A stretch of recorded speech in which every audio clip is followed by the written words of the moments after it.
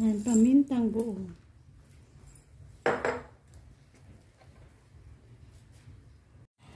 Good morning! Gusto kong ibahagi sa inyo ang early morning na ating pagha-harvest dito at kung ano nga bang isahog natin dyan sa ating sigarilyas na ito. So, samahan nyo ako. Gagawa tayo ng masarap na recipe gamit ang mga gulay na ating ma-harvest ngayon. Yan. Ang ganda. So, meron na tayong 1, 2, 3, 4. Yan. At panlima ito. Mag-a-add pa tayo ng iba pang mga gulay. Yan. Isa din yan sa gusto nating isahog. Nagawa tayo ng masarap na recipe gamit ang mga gulay na ito. 3 piraso ang ating kukunin muna. Ang iba kasi alanganin pa. Yan, meron tayo 1, 2, 3, 4, 5, 6 na sigarilyas, 3 mahabang long beans. Yan ang ating isahog sa ating recipe na ito. Literal na sobrang haba niya, guys. So, samahan niyo ako kung ano pang sangkap ang ating i-add on dyan para sa ating recipe na ibabahagi sa inyo. Long beans at sigarilyas na ating bagong harvest on sa ating garden. Isda, onion, garlic, ginger, bell pepper, at maraming tomato. Magsiserve yan as pampaasim natin. Samahan nyo ako sa ating pagluluto sa paraan na ating ibabahagi sa inyo ang simplihang recipe na ito. Hati na natin ang isda sa 1, 2, 3, 4, 5.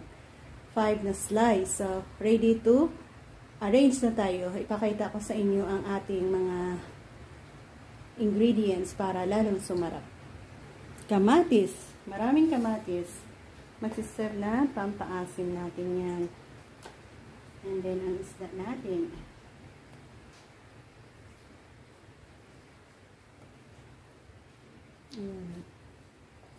Onion. Ginger. Sigarilyas.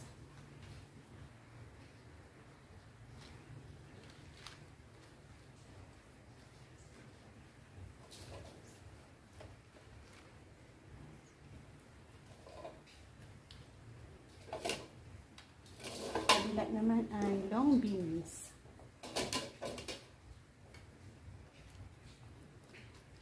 Ayan.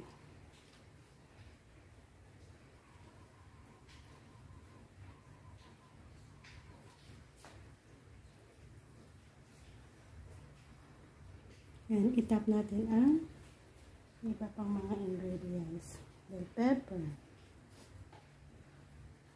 kamatis, onion, ginger, garlic.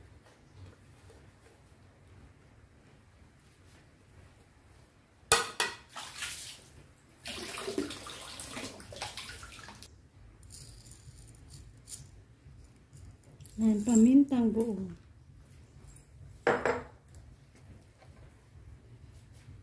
Soy sauce. Pancang.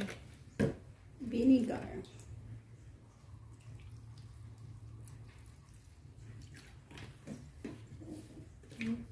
Lagyan natin ha.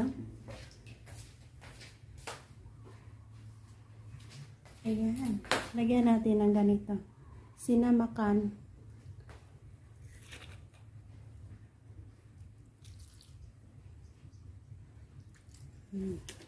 Sarap yan. Lagyan natin ng kalahating basong tubig.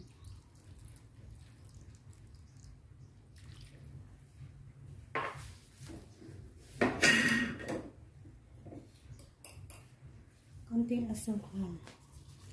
Balance dun sa asin niya.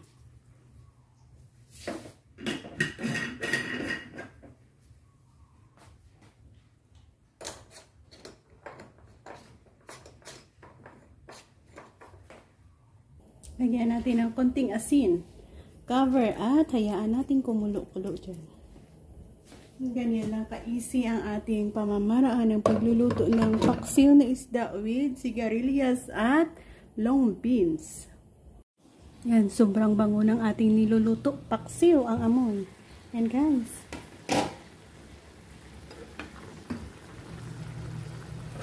Yan, masarap talaga ito.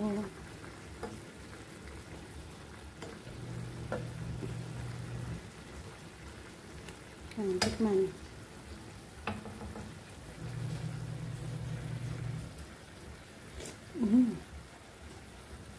Perfect.